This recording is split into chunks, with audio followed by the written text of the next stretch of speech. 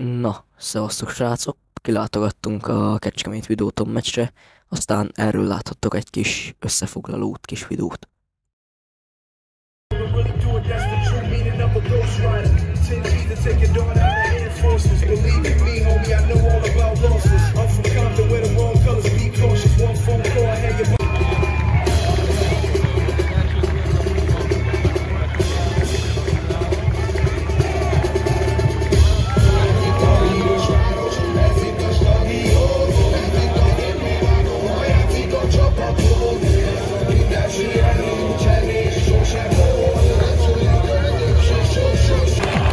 Már a meccs elején Katona Bálint góljával az 5. percben megszerzte Kecskemét a vezetést.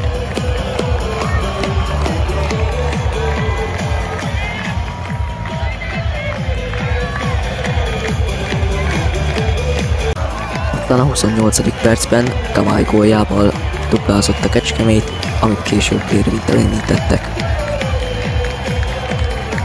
41. percben pedig érvényes volt szerzett Zsótér, ami megpattant Kamályon, így végül ő kapta a gólt.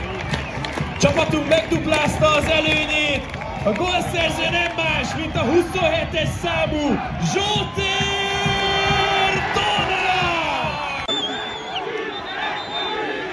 Csírhe! Csírhe!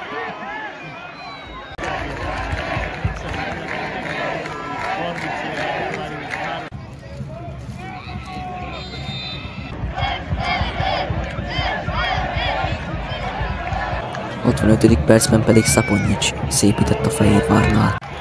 76. percben pedig Szabó Bálintot kiállította a játékvezető, így emberhátrányba került a Vidi. 81. percben Botka is piros lapot kapott, így Fehérvár jutott büntetőhöz.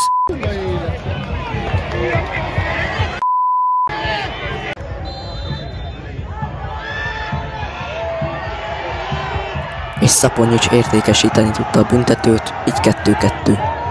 Szaponyics értékesítette a büntetőt. És otthonában lép pályára március 16-án 15 órás kezd. És így a meccs után igazából nem volt rossz meccs, láttunk 4 gólt, sajnos a 3 pont elúszott.